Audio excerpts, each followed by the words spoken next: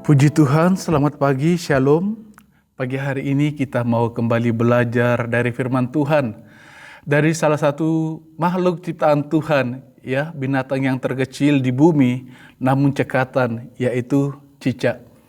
Amsal 30 ayat 24 dan 28.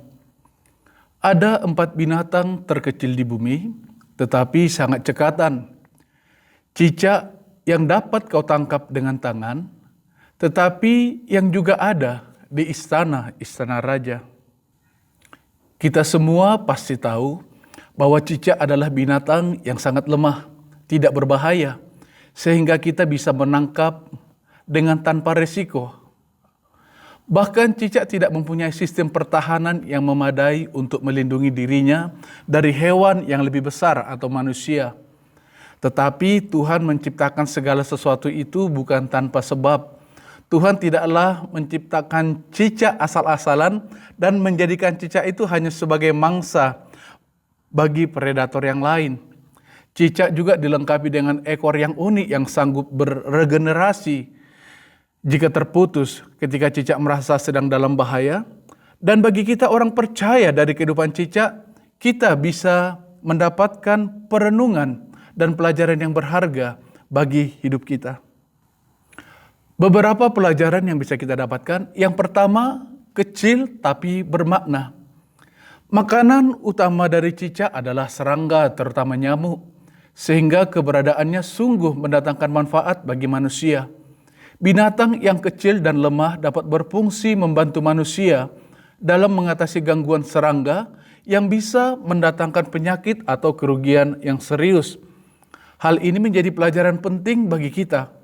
Apakah kita sudah menjadi berkat bagi sesama kita? Setiap kita bisa menjadi berkat. Masalahnya adalah apakah kita mau melakukannya atau tidak. Banyak orang-orang yang dianggap sebagai orang besar, orang mampu, mereka yang memiliki sarana dan kesanggupan untuk menolong, tetapi nyatanya mereka hidup hanya untuk diri sendiri. Paulus dalam 2 Timotius 3 ayat yang kedua menjelaskan bahwa banyak manusia di akhir zaman adalah hidup untuk diri sendiri atau egois. Tidak tahu atau tidak mau mengasihi. Dalam Efesus 2 ayat yang ke-10 dijelaskan bahwa panggilan hidup kita adalah kita diciptakan dalam Kristus Yesus untuk melakukan pekerjaan yang baik. Kita mungkin menganggap diri kita lemah, kecil, bahkan tidak berarti apa-apa. Namun firman Tuhan menegaskan bahwa kita sangat berguna dan kita memiliki potensi yang sangat besar untuk menjadi berkat. Lakukan saja apa yang dapat kita lakukan, apa yang menjadi bagian kita, dan selebihnya Tuhanlah yang akan bekerja. Itu sebabnya sekalipun kita kecil dalam anggapan orang, tetapi kita bisa menjadi berkat yang besar bagi siapa saja. Pelajaran yang kedua ketika kita merenungkan kehidupan cicak adalah mampu bangkit dari kejatuhan. Kita mungkin sudah mendengar pepatah, sepandai-pandainya tupai melompat, suatu saat pasti akan jatuh juga. Cicak terkenal sebagai pemanjat yang ulung. Binatang yang satu ini mampu memanjat dinding tegak lurus, bahkan merayap pada atap. Namun ada kalanya cicak juga terjatuh.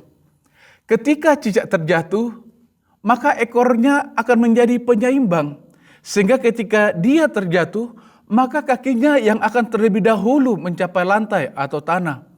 Bahkan ketika badannya terguling atau terbalik, maka ekornya berfungsi sebagai alat untuk membalikkan tubuhnya sehingga ia bangkit kembali dan kembali bisa menaiki dinding atau tembok.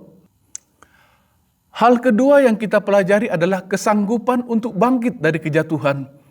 Dalam kehidupan ini tidak selalu atau tidak selamanya berjalan dengan mulus. Banyak sekali persoalan atau tantangan kehidupan yang sering membuat kita terjatuh atau terpuruk. Bahkan tidak sedikit anak-anak Tuhan yang tidak mampu bangkit atau berdiri kembali. Mazmur 34 ayat 20 berkata, kemalangan orang benar banyak, tetapi Tuhan melepaskan dia dari semuanya itu. Mazmur 37 ayat 23 dan 24. Tuhan menetapkan langkah-langkah orang yang hidupnya berkenan kepadanya. Apabila ia jatuh, Tidaklah sampai tergeletak sebab Tuhan menopang tangannya. Mari bangkit dari keterpurukan, dari keputusasaan, dari kekecewaan, dari segala hal apapun yang pernah membuat jiwa atau kerohanian kita terjatuh. Jika ekor dari seekor cicak dapat membuatnya bangkit kembali, terlebih lagi kita, anak-anak Tuhan, kita memiliki roh Allah yang dahsyat dalam kehidupan kita. Allah memiliki berjuta-juta cara untuk memberkati hidup kita. Allah punya rencana yang besar dalam setiap kita. Sadarilah bahwa sebesar apapun ujian kehidupan kita, kuasa Tuhan jauh lebih dahsyat daripada semuanya itu. Dalam 1 Korintus 13 ayat 13 dikatakan, setiap pencobaan yang kita alami tidak pernah melebihi kekuatan kita. Dan Tuhan pasti akan memberikan jalan keluar. Haleluya, percaya saja. Pelajaran yang ketiga yang kita dapatkan ketika kita memperhatikan kehidupan dari seekor cicak. Jika musuh menyerang atau keadaan terdesak, cicak tidak segan-segan melepaskan ekornya. Walaupun ekor cicak ini sebenarnya adalah bagian yang penting dari dirinya. Ekor tersebut dijadikan sebagai umpan agar si pemangsa beralih perhatiannya ke ekor tersebut. Sehingga cicak dapat meloloskan diri dari bahaya. Dia tidak menyayangkan ekornya demi keselamatannya. Ini pelajaran yang sangat menarik.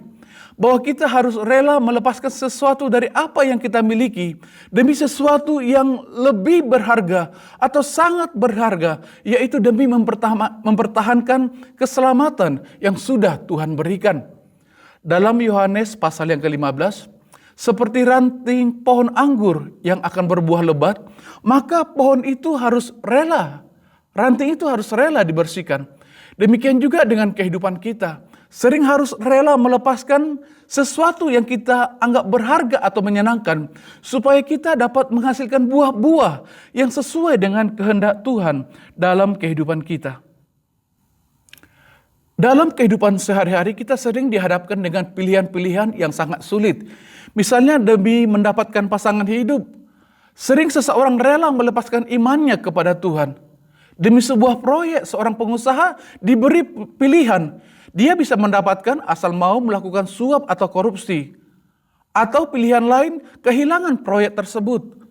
Misalnya juga seorang pegawai untuk mempertahankan kedudukan atau untuk mendapatkan kedudukan. Mereka rela melakukan tindakan-tindakan manipulasi atau kecurangan dan lain sebagainya.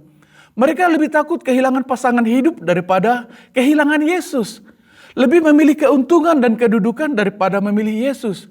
Mereka tidak sanggup melepaskan dunia ini dan kesenangan dunia ini demi kehidupan kekal bersama Yesus untuk selama-lamanya. Belajar dari cicak yang merelakan ekornya demi keselamatannya. Bagi kita orang percaya, tidak ada sesuatu apapun yang melebihi Yesus.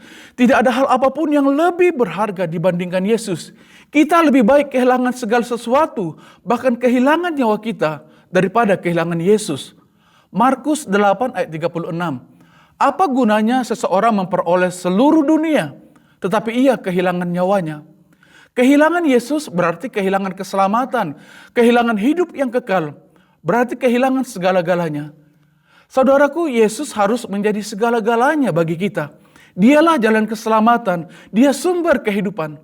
Orang yang tidak sanggup melepaskan dunia ini demi mendapatkan Yesus, maka mereka juga tidak layak untuk masuk dalam kerajaan-Nya. Hanya mereka yang dapat atau rela melepaskan segala-galanya, bahkan nyawanya, merekalah yang akan bersama Yesus untuk selama-lamanya dalam kerajaan sorga yang mulia. Haleluya. Tuhan Yesus memberkati kita semua. Mari kita berdoa. Bapa, kami bersyukur buat pengajaran firman-Mu pagi hari ini.